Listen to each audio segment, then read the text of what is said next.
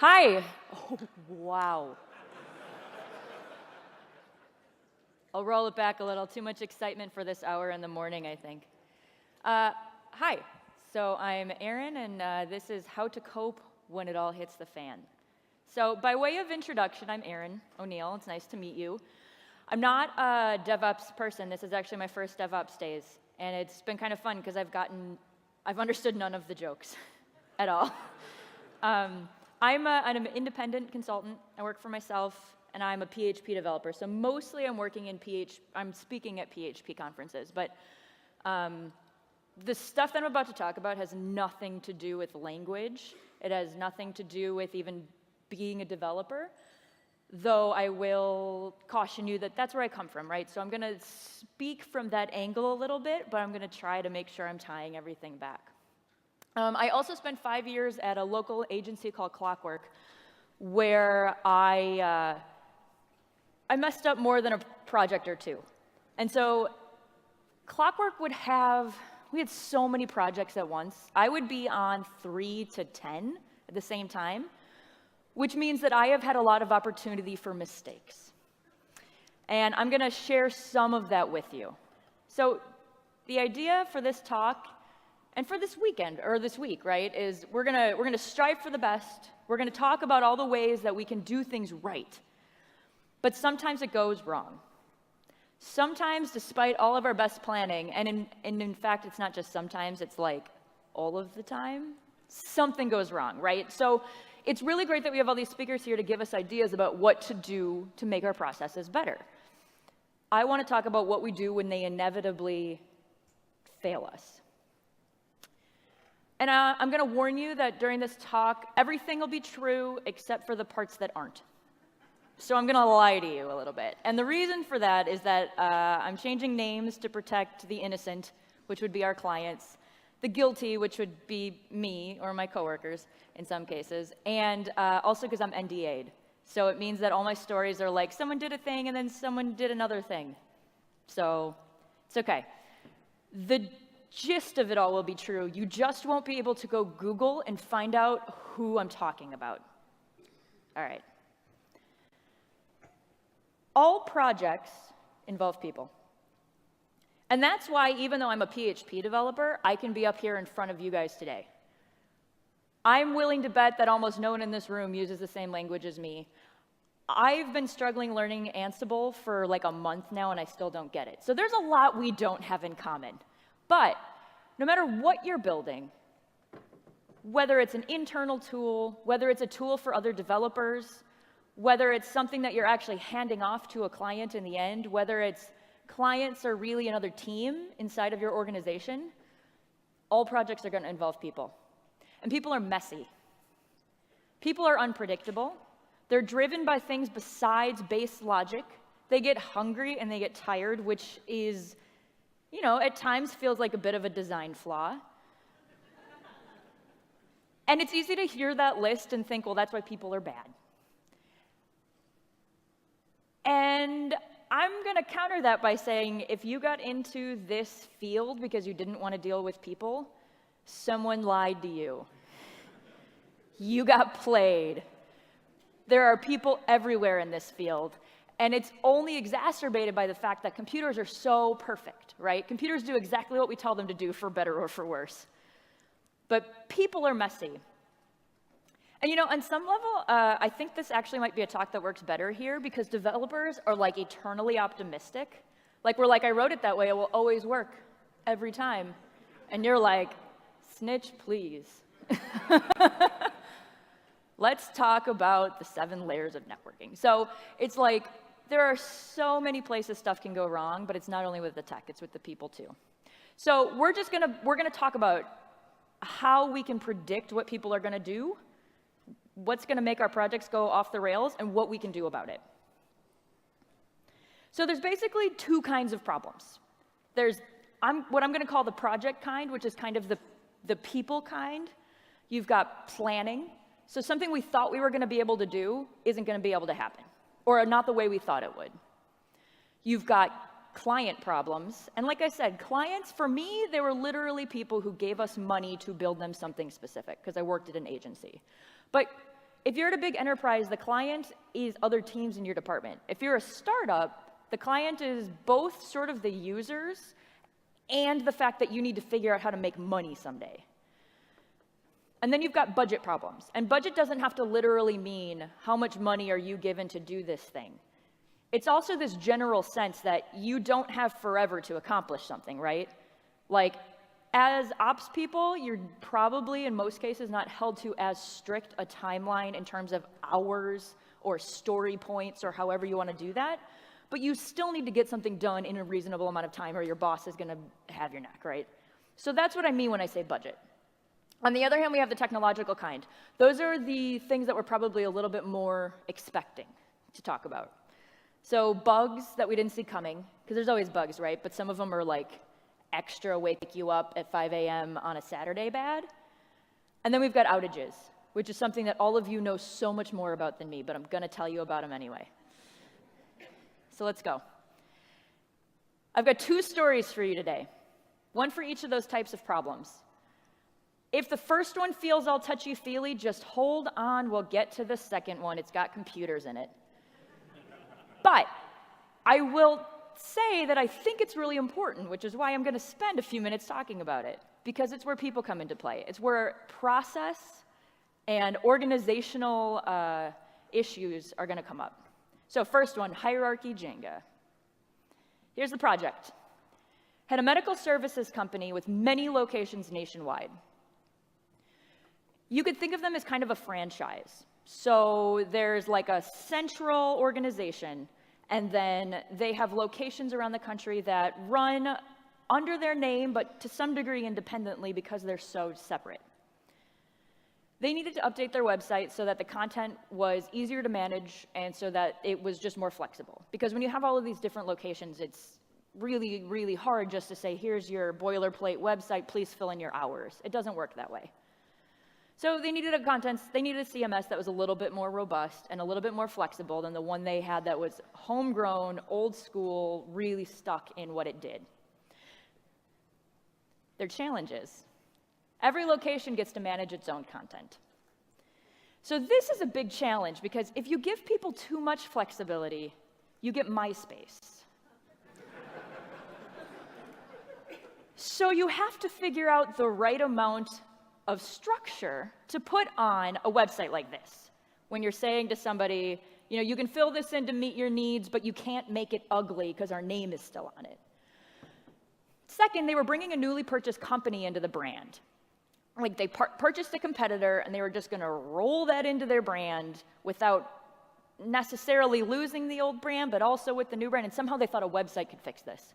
I know this isn't a marketing convention, but spoiler alert, you can't do it that way. Didn't stop them, though. And then third, they already had multiple brands. So with medical companies, you'd be surprised to find out that a lot of hospitals, for example, not every department in there is actually run by the hospital. A lot of times they're run by these specialist companies that are really good at one thing. They're really good at phlebotomy, so taking blood. They're really good at imaging. They're really good at anesthesiology, whatever, you know. And so they have to run underneath this hospital and make it look like they're part of the hospital, but they're not. So this website had ridiculous branding constraints. Oh, and we couldn't get the client to sign off on anything. Anything. So that was a little stressful. So we had to ask ourselves, what is going on here? Because we were 4 months into a planning period that was supposed to take 1 month. Everybody on the team was pulling their hair out. Everybody was frustrated. Nobody was having fun. We all felt like we're here to make a thing and you're not letting us make it. We are makers. We want to build, but we're still talking about what to build. And every time we would send them something, they would say, sure. And then 3 days later, they'd go, oh no. And we're like, what does approved mean to you? Because it has a definition to us. It was really stressful. So we took a step back and we asked ourselves, why won't they sign off on anything? Let's try to get a new approach to this problem because the one we're using is not working. It was really clear to us that it was because they were indecisive and they weren't taking the process seriously. That's not true, but it's what it felt like. because we would send them something, and they would send it back 2 days later with something counter to what they said at the first time. And we didn't understand how they were spending so much time on this, because time is literally money. You pay us by the hour. So you can't be taking it seriously, or you wouldn't be throwing all this money at something that isn't working. But that's obviously not true, because the thing about people is they don't all have the same motivations as you. Human beings are complex. They have their own thought processes, and they have their own motivations. And so what we had to do was stop thinking about the problem as though we were them. We had to figure out what we were missing in their motivations and in their reasons for operating the way they did. So we used a technique called the 5 whys.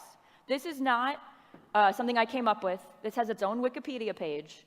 The idea is it's a form of root cause analysis. So you're going to ask why 5 times, and hopefully it's going to get you to something deeper than where you were before. So for example, on this project, why won't they sign off on the UX? Natalie, who is our client, name change to protect the innocent, wants to change the sitemap again. Okay, we know this. Why does she want to change the sitemap? She thinks the marketing pages aren't prominent enough. Okay, great, we'll move them. Why are we just hearing this now and not last week when you told us it was approved? She just heard from marketing yesterday. Now we have new information. So we're only 3 questions in. We already learned something, but we're going to keep going because that's not enough for us to work with. Why did marketing not say anything until yesterday?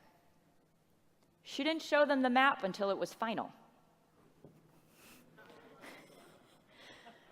So we've learned something big, which is we had different definitions of what final meant. But we still get one more why. Why didn't she show them sooner? It's too hard to work with the stakeholders and leadership, so she avoids it as long as possible. She waits until we've decided on something, and then she shows it to them. Now we have a piece of data that we can work with. This is new information for us. We can actually go somewhere with this. So using this information, we were able to change our approach. This is really exciting. I felt like that person jumping off into the water because we finally, our 4-month hell was over, or at least we could see the end. So what we did was, first we utilized empathy. Because here's the reality. Natalie was stuck in the middle. She had everybody below her wanted something from this, and they all felt like whatever decision she made was going to make their jobs easier or harder. And they all hitting her with different requests. Everybody above her expected her to make this happen and didn't want to think about it. And her job was very much on the line. So we have this pyramid on top of a pyramid, and this poor woman in the middle. So we utilized our understanding of her tough position. It's hard to work with these people. Everybody's got pressure on you, to approach her and communicate. And we started a conversation where we said, hey, I think everybody's frustrated with how this has been going. Let's talk about how we can do better. We understand the pressure you must be under. When we communicated with her in this empathetic, honest way, she opened up to us, and we got more information from her. We got information from her that let us fix this problem. So while you might hear the word empathy and think that that is something for product managers or project managers or UX designers or whoever, the thing you need to take away from this is that's the piece that let us keep doing our jobs. We wanted to build things. That's what we do. But we weren't allowed to build them until we got her on our side, and using this tool, we were able to do it. So connecting with her gave her the comfort opening up to us with this communication. It gave her trust. It meant that she trusted us enough to give us the information that she didn't think was part of the project. The idea that these stakeholders were too hard to work with and she wasn't going to talk to them, that doesn't sound like part of the project. But once we started talking to her about problems that we were facing and relating to her in a way that wasn't saying this is your fault, but we're on your side, then she was real with us. And in the end, what it meant was we could flex our process. So Clockwork has a really, really solid process. They've literally written a book about it. It is very well defined. They've been working on it for years. But it has to flex sometimes. And so in this case, we were able to flex our process. And what we did was we went from, we have to work waterfall style because it was an agency. So I don't want to hear it. That's just what it was. Meaning that we would settle on requirements, and then we would go build them and give them something at the end, okay? We can fight about it later at lunch. But we flexed our process this time, and we changed that up a little bit. And so what we did was we basically did smaller pieces. So it wasn't quite agile, but it was in the ballpark. And honestly, what we were doing was just sending really early wireframes right before we built the thing we were going to build anyway. But it meant that the stakeholders could see this small piece and feel cool with the process and not throw everything under the bus when it was too late to make the change. So by moving the approvals out later, everybody felt better, and we were able to get this job done. See, most project and people problems are the result of mismatched expectations, a lack of communication, or probably both. We had different expectations around what final meant. We had different expectations around how much approval we could get and when we could get it. And because we weren't talking for 4 months, we didn't fix those mismatched expectations. By sitting down and talking about it, we could come to a compromise.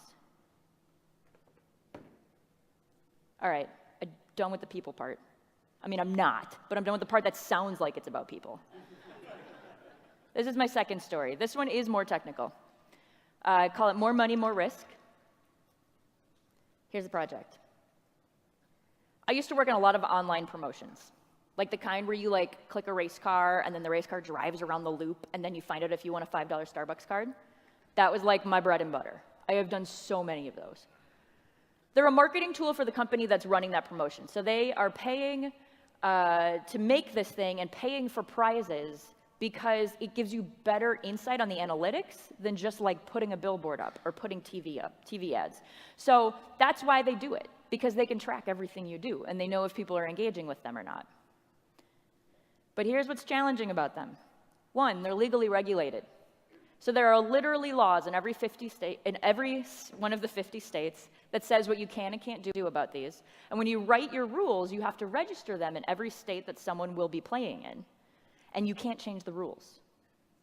Because there's basically a lot of regulation that keeps this separate from a lottery. Only governments get to run lotteries. Only casinos get to do gambling. So if you want to do this stuff, you have to be very, very careful. Or you can get sued by attorneys general, by the public, whoever. There is a very real potential for fines or lawsuits. There's consequences if you don't follow these laws. And finally, people will do things well beyond reason for a $5 Starbucks card. Oh, the script kiddies I have seen. It doesn't make sense. It's like you could have spent that time picking up cans on the side of the road and turning it in for recycling money and gotten more Starbucks than the time it took you to script attacking my site. But that's not the point. So we have to have a level of security on these kinds of sites that seriously rivals e-commerce, banking. I mean, it is ridiculous. So the other thing is it's all real money. So if someone hacks my site, my promotion site, and wins a bunch of Starbucks cards, and they have those now. I don't have them. They have them. So you have to be very serious about this. It's not just, the stakes are not just, ah, man, my website's down, that looks bad. It's like, oops, gave away $10,000. Sorry.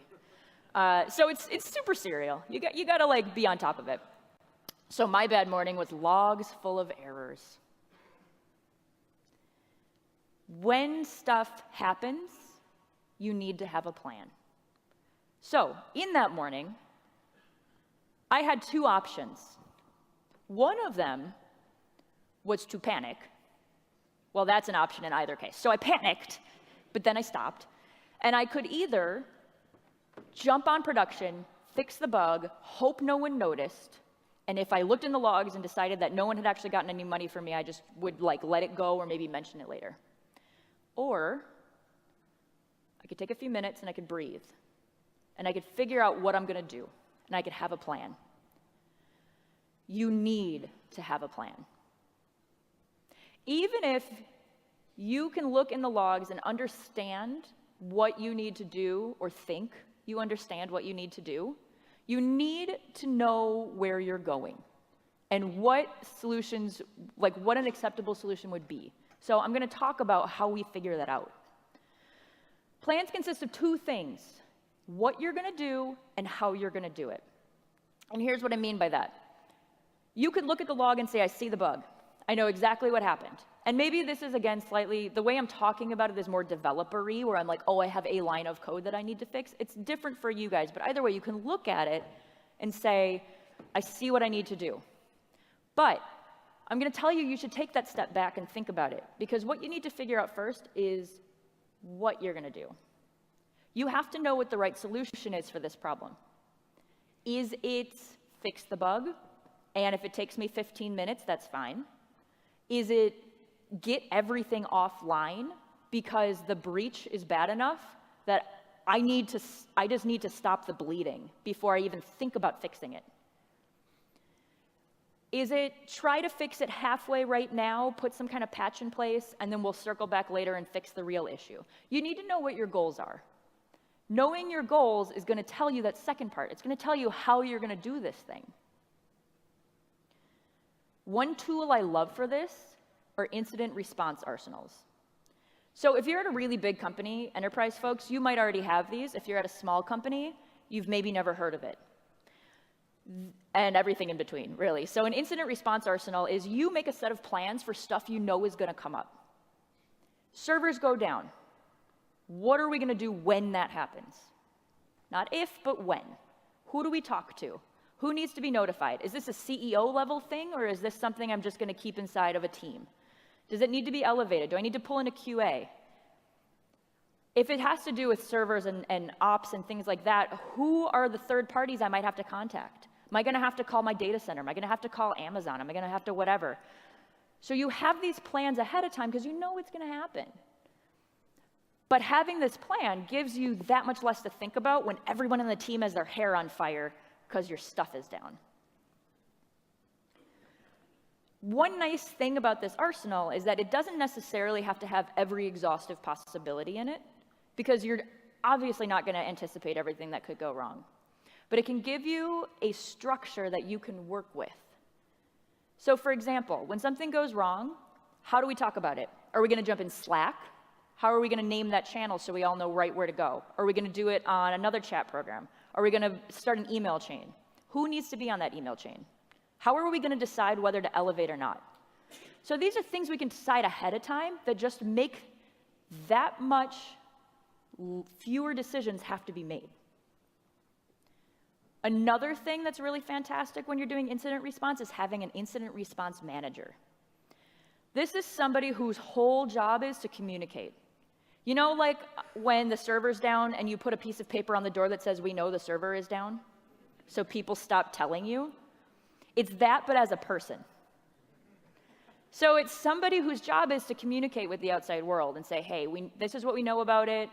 Do you have more data? Cool, talk to me. Let the nerds keep working on it.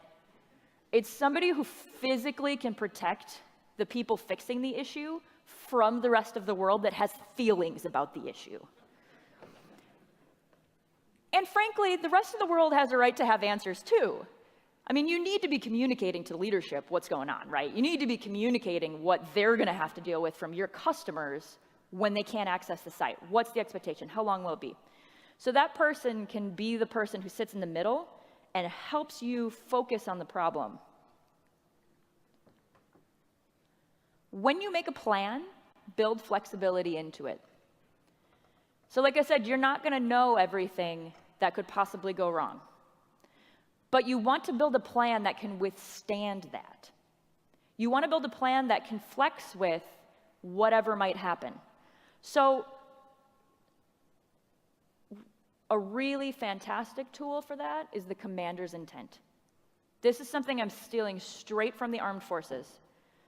At the beginning of every plan, we're going to take this hill, we're going to go over there, march your men that way. They have the steps they're going to take, but at the top of the document is the commander's intent. That's the part that says, I intend by the end of this to have a building over there with our mess in it. I intend by the end of this exercise that our entire set of troops, or as many as possible, will be on this hill. And here's the reason for that. The people in the team can roll with the punches if they know what their goal is. So if you just give people step by step, when they get to a step that doesn't work, they're going to have to come back to you and ask what to do next. But if you trust that the people on your team are smart, that they're capable of figuring out how to roll with something that goes wrong, then you can give them a commander's intent and you can make it possible for them to flex with the problem as things go crazy. The people on your team are smart. I know some of you are thinking, well, not my team, but you're wrong. They work there for a reason. You need to trust them. Because realistically, even if you don't feel like you can, or you feel like you know more than everybody else, you don't scale. So you have to build a plan that scales outside of your direct attention. This is a way to do that. Because no plan survives contact with the enemy. You think you know what you're going to do, and then you go do it, and you find out that there is no way that any part of that plan is useful anymore. Likewise, no launch plan survives contact with the production server. This is why we automate things.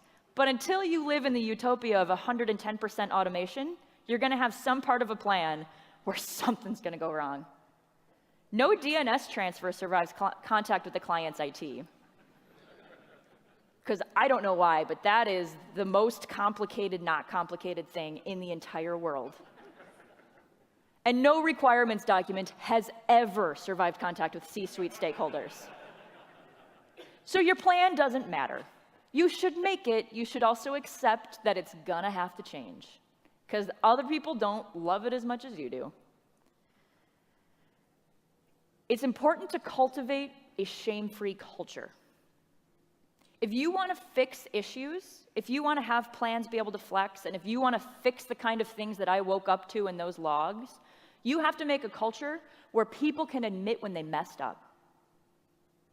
Don't point fingers. Don't use shame hats. I know that there are people who love the shame hat broke the build situation.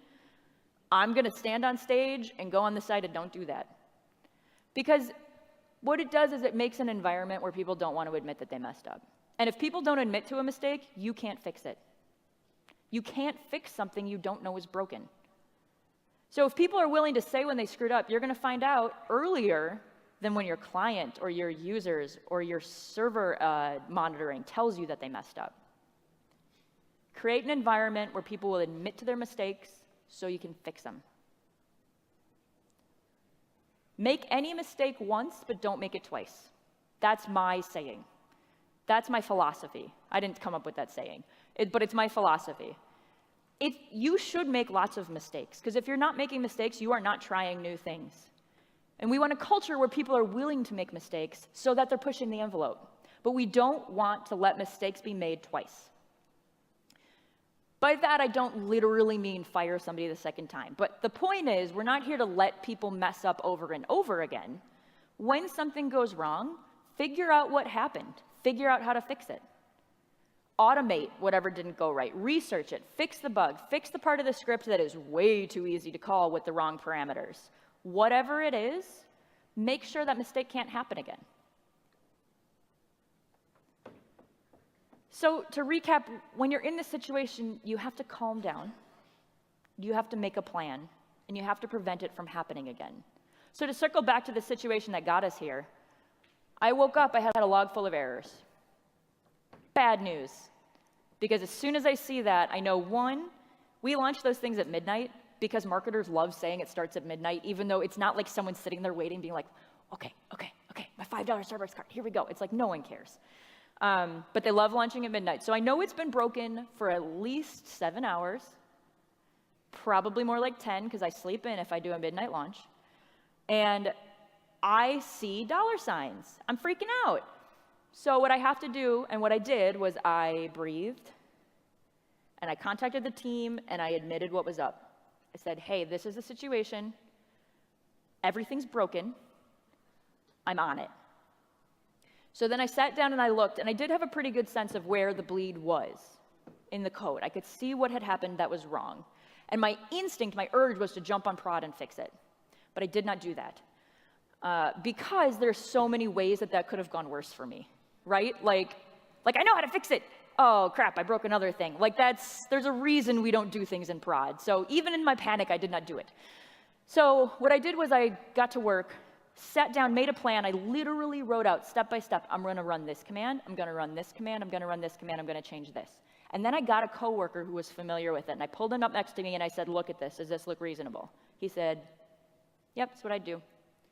So then he sat next to me as I ran each command, and we both read the output, and we both agreed it was okay to move to the next command.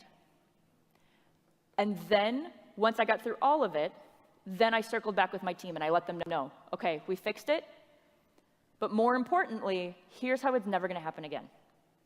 Here's what I'm going to do to make our code robust enough. In this case, it was a script that needed to be run that was way easy not to run. I just didn't run it. We need a process where that doesn't happen. So we have a whole world of checklists. I added it to our checklist. I love talking about checklists. Let's talk about those sometime. I'm out of time, but I could give a whole talk about checklists. But anyway, added that to our checklist, made sure it wasn't going to happen anymore. And it hadn't, and I didn't get fired. So, yay. So we solved it with everything I just said. Chilled out, stepped back, got a buddy, figured out how to make it happen, did not make it worse. Thank you very much.